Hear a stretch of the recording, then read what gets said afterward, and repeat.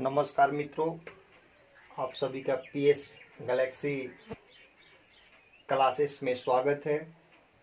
Video शुरू करने से पहले मैं आप सभी से एक रिक्वेस्ट कर रहा हूं कि वीडियो को ज़्यादा से ज़्यादा शेयर और सब्सक्राइब करें, ताकि देश की वर्तमान स्थिति को देखते हुए आप समझ सकते हैं कि जो जहां पर है वहीं पर फंसा हुआ है। तो इसलिए ज़्यादा से ज़्यादा बच्चे इस वीडियो का लाभ उठा सकें। आप प्लीज़ इसको शेयर और सब्सक्राइब करें। तो चलिए आज मैं शुरू करता हूँ 10th मैथमेटिक्स के अंतर्गत अध्याय 6, जिसमें त्रिभुजों की समरूपता और उससे संबंधित जो भी समस्याएं हैं उसका हम सभी अध्ययन करेंगे। तो आइए शुरू करते हैं आज का टॉपिक। जैसा कि आप देख रहे हैं,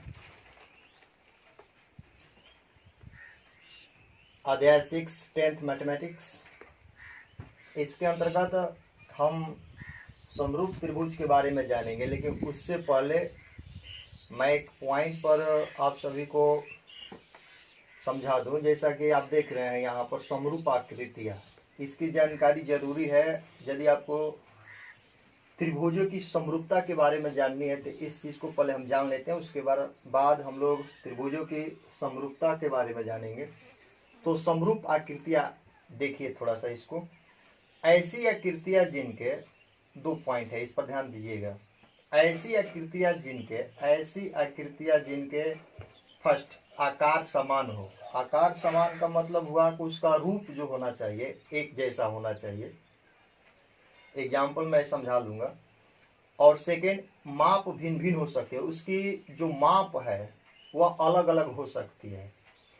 आकार समान हो और माप भिन्न भिन्न हो सकती है, दो पॉइंट, उसे हम समरूप आकृतियां कहते हैं। जैसा कि आप देखिए एग्जाम्पल में मैं दो त्रिभुज ले रहा हूं। ये दोनों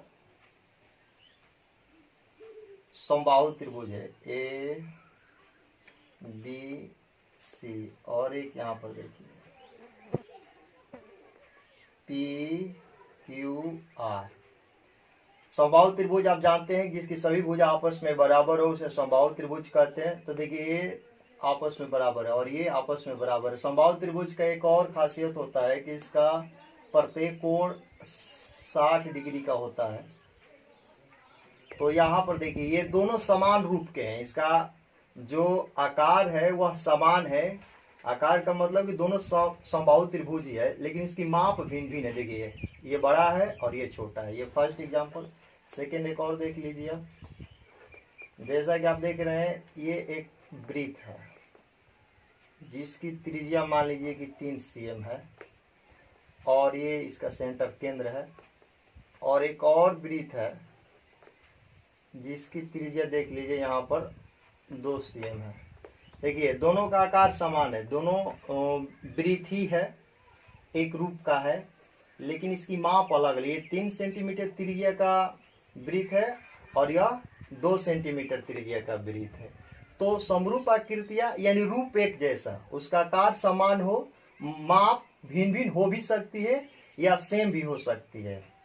इसमें किसी प्रकार का डाउट नहीं होना चाहिए। ये इक्वल भी हो सकते हैं, ये दोनों बराबर भी हो सकते हैं या बड़ा छोटा भी हो सकते हैं। लेकिन समबाहु त्रिभुज है तो समबाहु ही रहेगा, वृत्त है तो वृत्त ही रहेगा, ना कि वृत्त है और यहाँ पर आयत है तो इसको आप समरूप आकृतियां नहीं कर सकते, क्योंकि दोनों का रूप चेंज हो जाएगा, बदल जाएगा। वृत्त, आयत, वृत्त, वर्ग इस टाइप का नहीं होना चाहिए। जो अगर वृत्त है तो वृत्त ही होना चाहिए, समबाहु त्रिभुज है तो समबाहु त्रिभुज ही होना चाहिए, समद्विबाहु है तो समद्विबाहु ही होना चाहिए, विषमबाहु है तो विषमबाहु ही होना चाहिए। यानी एक रूप का हो, आकार माप जो है भिन्न भिन्न हो सकता है।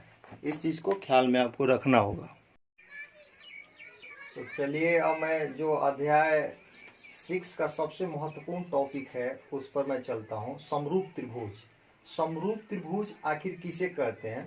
जैसा कि आप देख रहे हैं यहाँ पर दो त्रिभुज समरूप कहलाते हैं यदि उनके संगत कोण समान तथा भुजाएं अनुपातिक हो।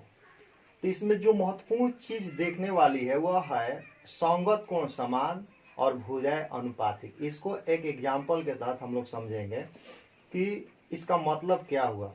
समरूप त्रिभुज किसे कहेंगे? दो त्रिभुज को हम समरूप कब कहेंगे? आइए देखते हैं। देखिए यहाँ पर आप देख रहे हैं ABC एक त्रिभुज है और यहाँ पर PQR एक त्रिभुज है। दोनों को हम देखते हैं कि समरूप है कि नहीं है तो कैसे है? देखिए यहाँ पर ABC बड़ा है, PQR छोटा है, लेकिन यहाँ पर दोनों में यहाँ पर परिभाषा के तहत आप देख रहे हैं कि दो त्रिभुज समरूप कहलाते हैं यदि उनके संगत कोण समान तथा भुजाएं अनुपातिक हो। संगत कोण समान का मतलब हुआ कि जितना कोण A है उतना ही कोण P होना चाहिए, जितना कोण B है उतना ही कोण Q होना चाहिए, जितना कोण C है उतना ही कोण R होना चाहिए। समझ रहे हैं ना?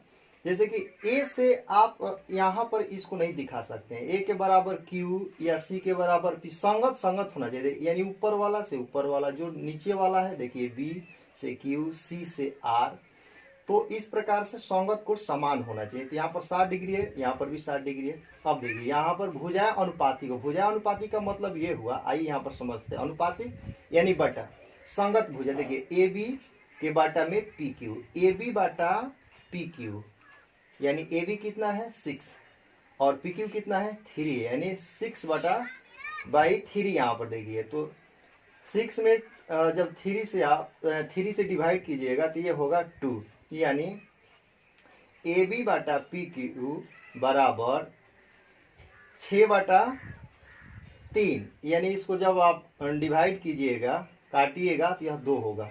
अब यहाँ देखिए AC, ये देख रहे हैं ना, AC बाटा PR, चूंकि AC के संगत PR है, न कि AC के संगत QR या PR है। AC के संगत PR है, तो AC बटा PR 4 बटा 2 कटेगा 2 होगा। फिर देखिए BC के संगत जो नीचे वाला है या नीचे वाला BC बटा QR, यानी यहाँ पर क्या है 8 है, यहाँ पर क्या है 4 है, 8 बटा 4 यानी 2 होगा। इस प्रकार से आप देख रहे हैं कि तीनों भुजाओं का जो अनुपात आया है 2 2 2। आप इस निष्कर्ष पर पहुंचे हैं कि आप कह सकते हैं कि AB बटा PQ बराबर है AC बाटा PR बराबर है BC बाटा QR। चूंकि तीनों का मान देखिए 2 2 2 आया है, देखिए इसका भी मान 2, इसका भी मान 2, इसका मान 2, यानी तीनों आपस में बराबर है। तो इस प्रकार से आपका जो परिभाषा है यह स्पष्ट है। देखिए यहाँ पर कि दो त्रिभुज समरूप कहलाएंगे यदि उनके संगत कोण समान। ये कोण दिखाई नहीं दे रहा है। यहाँ पर यदि मान लीजिए कि 60 है तो यहाँ पर भी 60 होगा, यहाँ पर 60 है तो यहाँ पर 60 होगा, अगर 30 है तो 30 होगा, 40 है यहाँ पर तो यहाँ 40 होगा। इस प्रकार से आपको समझना है कि सभी संगत कोण बराबर है और भुजा भी आप देख रहे हैं यहाँ पर कि ये अनुपातिक है और आपस में बराबर भी है। तो इस प्रकार से आप कह सकते हैं कि दोनों त्रिभुज समरूप है, यानी त्रिभुज ABC समरूप त्रिभुज PQR, ये समरूप का साइन है। ये वाला, ये जो देखना, ये सिर्फ ये नहीं, सिर्फ ये समरूप का साइन है, ये समरूप का साइन है, इसको देखना होगा सिंगल। और यही ऐसे होता तो इसको हम सर्वांगसम बोलते। इस चीज को आपको ख्याल में रखना होगा। तो समरूप त्रिभुज उसे कहेंगे, एक बार फिर परिभाषा देख लीजिए, इसको नोट कर लीजिए। दो त्रिभुज समरूप कहलाते हैं यदि उनके संगत कोण समान तथा भुजाएं अनुपातिक हो। इसको नोट कर लीजिए। तो चलिए एक और पॉइंट है उसको जान लेते हैं। हालांकि इसका कोई खास इसमें जरूरत नहीं है, फिर भी कहीं कहीं इसका जरूरत पड़ेगा आपको। 9th में इसका जानकारी हम लोग ढंग से लिए थे। सर्वांगसम आकृतियां, अभी तक से आप जाने समरूप आकृतियां, त्रिभुजों की समरूपता। अब हम सीख रहे हैं सर्वांगसम आकृतियां। सर्वांगसम आकृतियां किसे कहते हैं? जब दो आकृतियों में पहला आकृति दूसरे आकृति को एवं दूसरा आकृति पहले आकृति को पूर्णतः ढक ले, तो ऐसे दोनों आकृतियों को हम सर्वांगसम आकृतियां कहते हैं। इसे चिन्ह देख रहे हैं ना, ये साइन है सर्वांगसम का, ये वाला सर्वांगसम का ये चिन्ह है, द्वारा सूचित किया जाता है। देखिए एक आकृति या दूसरी आकृति का मतलब ये हुआ कि जैसे आप हथेली ये देख रहे हैं, तो इस हथेली पर एक जैसे कि रख रहे हैं, ये इसको और उसको जब इस पर रखें तो ये ढक ले, यानी देख रहे हैं नीचे देखिए एग्जाम्पल में जो दो फिगर दिखाई दे रहे हैं, दोनों त्रिभुज का जो फिगर दिख रहे हैं आप, ABC और PQR, देखिए ये भी 5, ये भी 5, ये भी 5, ये भी 5, ये भी 5, ये भी 5 और ये भी 5 है। तो यहाँ से आप इस चीज को देख सकते हैं कि जब इसको इस पर रखिएगा तो इसको ढक लेगा, और इसको उठा करके इस पर रखिएगा तो ये इसको ढक लेगा। तो इस स्थिति में हम कहेंगे कि ये दोनों जो आकृति है सर्वांगसम आकृतियां है। स्पष्ट है परिभाषा से कि जब दो आकृतियों में पहला आकृति दूसरे आकृति को एवं दूसरा आकृति पहले आकृति को पूर्णतः ढक ले तो ऐसे दोनों आकृतियों को सर्वांगसम आकृतियां कहते हैं। इसको आप नोट कर सकते हैं, कॉपी और कलम के साथ बैठिए तो मजा आएगा। देखिए यहाँ पर ये फिगर देख रहे हैं,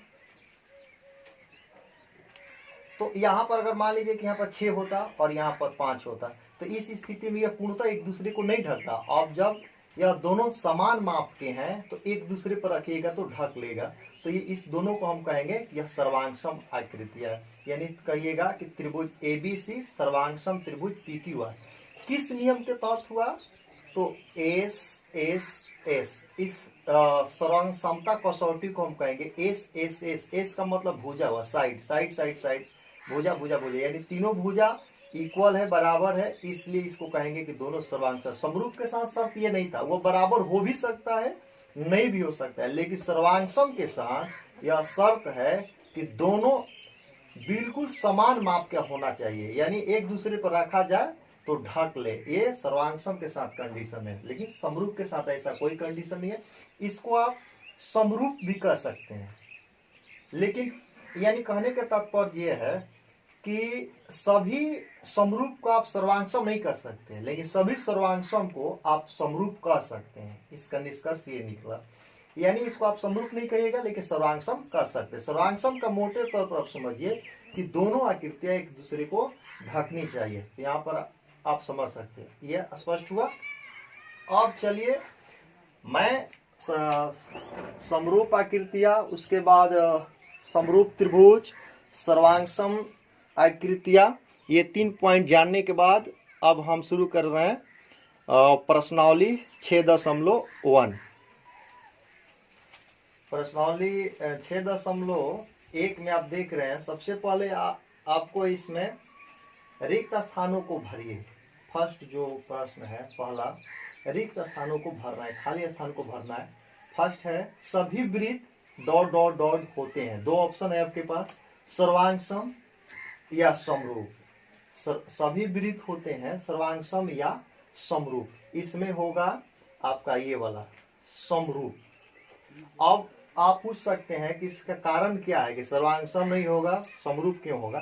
क्योंकि देखिए वृत्त जो होते हैं सर्वांगसम के साथ शर्त यह है कि दोनों इक्वल होना चाहिए हमेशा। तो हमेशा तो ऐसा जरूरी नहीं है, जैसे कि यहाँ पर देखिए, यहाँ पर थोड़ा सा ये गंदा, तो यहाँ से मान लीजिए कि यह 3 cm का है और एक मैंने कोई वृत्त बना दिया 2 cm का, तो यहाँ पर इसको आप सर्वांगसम तो बोल नहीं सकते लेकिन समरूप बोल सकते हैं।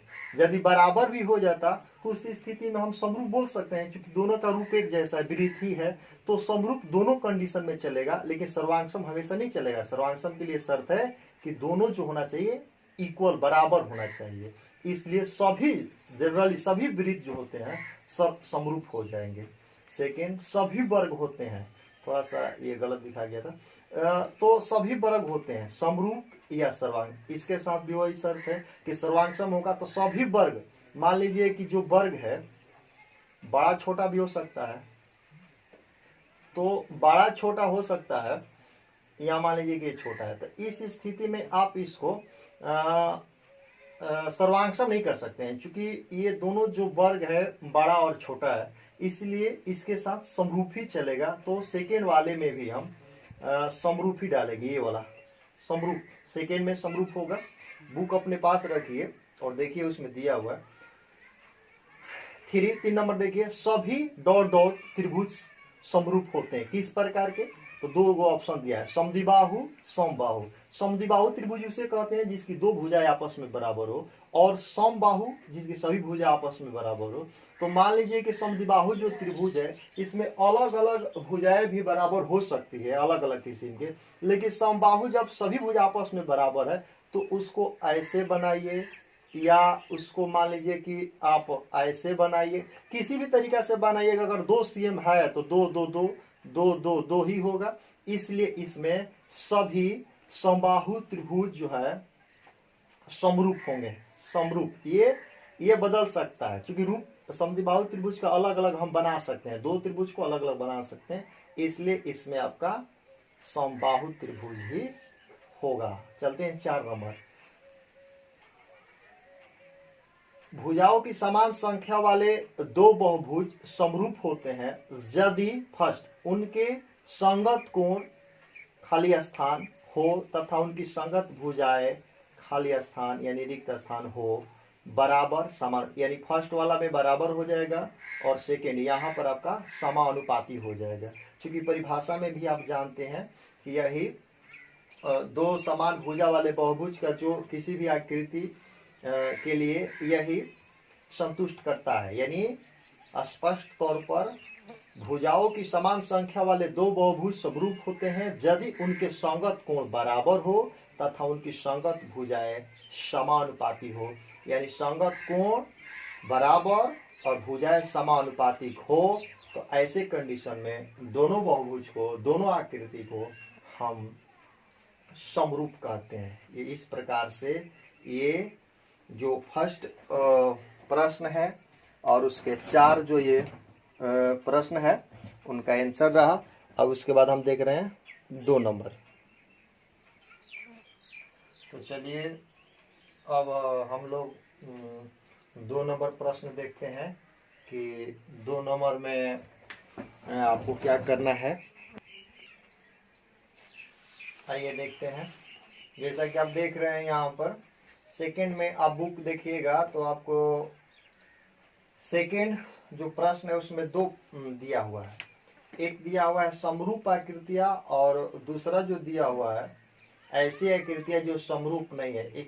इसका आपको एग्जाम्पल देना है कि ऐसा 2 आकृति का नाम बताइए जो समरूप है और ऐसा 2 आकृति का नाम बताइए जो समरूप नहीं है। तो आइए हल में देखिए, जैसा कि आप देख रहे हैं फर्स्ट हल में, फर्स्ट जो मैं एग्जांपल लिया हूँ 2 वर्गों का युग्म। मान लीजिए कि 2 गो वर्ग है, एक वर्ग, आप वर्ग तो अवश्य समझते होंगे, जैसा कि ये हो गया A B C D। एक और वर्ग मान लीजिए कोई ले लिए आप, थोड़ा सा फिगर गंदा हो सकता है, P Q R S। तो यहाँ पर इसके माप से कोई मतलब है नहीं, इसके माप से तो इसका जो भुजा है इसके माप से कोई मतलब नहीं है, लेकिन दोनों वर्ग हैं। जब दोनों वर्ग हैं तो यह अवश्य ही समरूप होगा। सर्वांशम नहीं हो सकता है, हो भी सकता है और नहीं भी हो सकता, लेकिन समरूप अवश्य होगा क्योंकि दोनों का रूप एक ही है, दोनों वर्ग है। सेकेंड जो आपको बताना है ऐसी आकृतियां जो समरूप नहीं है। देखिए एक वर्ग और एक त्रिभुज का मैं एग्जांपल लिया हूं। मान लीजिए कि एक वर्ग हो गया ये, और इसके साथ एक मान लीजिए कि एक त्रिभुज हो गया, दोनों का रूप अलग अलग हो गया। एक वर्ग हो गया तो एक त्रिभुज हो गया, और नाम क्या देना है कि समरूप नहीं है। तो दोनों का रूप एक जैसा नहीं है, दोनों का आकार एक जैसा नहीं है, तो स्पष्ट तौर पर यही आंसर होगा, 2 वर्गों का युग्म। और सेकेंड का जो समरूप नहीं है उसका होगा एक वर्ग और एक त्रिभुज। अलग अलग भी आप एग्जांपल ले सकते हैं, एक वर्ग, एक आयत, एक वृत्त, अलग अलग आप दिखा सकते हैं कि जो कि समरूप नहीं है। और जो समरूप है 2 वर्गों का युग्म, 2 आयत का युग्म, 2 समबाहु त्रिभुज का युग्म, 2 वृत्तों का युग्म, आप अलग अलग एग्जांपल ले सकते हैं। आप पर कोई पाबंदी नहीं है कि जो मैं लिखा हूं वही आपको लेना है। चलिए देखते हैं जो 3 नंबर प्रश्न है उसमें क्या करना है आपको। 3 नंबर में आपको करना है देखिए प्रश्न 3 नंबर, समरूप है या नहीं। दो फिगर आपको दिया हुआ है और यहाँ पर आपको बताना है कि यह समरूप है कि नहीं है। जैसा कि आप देख रहे हैं यहाँ पर 3 नंबर में समरूप है या नहीं, दो फिगर दिया हुआ है। तो यहाँ पर देखिए इस फिगर में ये 1.5, 1.5, 1.5, 1.5, यहाँ पर ये जो है आपका भुजा दिया हुआ है और इसमें 3, 3, 3 ये दिया हुआ है। तो ये अनुपातिक तो हो जाएंगे, क्योंकि 3 में जब 1.5 से भाग दीजिएगा तो 2 आएगा, हर जगह पर 2 ही आएगा। अनुपातिक तो हो जाएंगे। समरूप का रूल यही है कि अनुपातिक होना चाहिए भुजाएं किसी भी बहुभुज का। लेकिन सेकेंड जो बात है, देखिए इसका मतलब हुआ कि यहाँ पर 90 डिग्री बन रहा है, लेकिन इसमें कहीं ऐसा चिन्ह नहीं है। इसका मतलब ये हुआ कि यहाँ पर 90 डिग्री का कोण नहीं बन रहा है। और दो बहुभुज, दो फिगर, दो आकृतियां, यह समरूप कहलाएगा जब उनके भुजाएं अनुपातिक और कोण का हो, बराबर हो। जबकि यहाँ पर कोण बराबर नहीं है। तो आइए आंसर देखिए, दोनों चतुर्भुज समरूप नहीं है क्योंकि उनके संगत कोण बराबर नहीं है। स्पष्ट तौर पर दोनों फिगर समरूप होते कब, जब इनके भुजाएं अनुपातिक होती और कोण बराबर होता। लेकिन यहाँ पर कोण जो है बराबर नहीं है, इसलिए स्पष्ट शब्दों में यह दोनों जो फिगर है, आकृति है, यह समरूप नहीं है क्योंकि इनके संगत कोण बराबर नहीं है। इस प्रकार से प्रश्नावली 6.1 समाप्त हुआ। और लास्ट में मैं आपसे कुछ सेकेंड में मैं बता दूं, एक बार फिर रिक्वेस्ट कर रहा हूं कि इसको शेयर करें, सब्सक्राइब करें, लाइक करें। और किसी भी प्रकार की समस्या हो रही है तो आप अवश्य कमेंट करके बताएं ताकि मैं उस पर काम कर सकूं और आगे उस जो भी कमियां हैं इस वीडियो बनाने में उसको दूर किया जाए। थोड़ी सी सुविधा की समस्या है, क्योंकि आप समझ रहे हैं कि देश एक बहुत बड़ी विपदा से गुजर रहा है, इसलिए सुविधा की कमी है। जैसे ही ये सब समस्याएं दूर होती है तो वीडियो की जो क्वालिटी है वह सुधर जाएगी। तो धन्यवाद।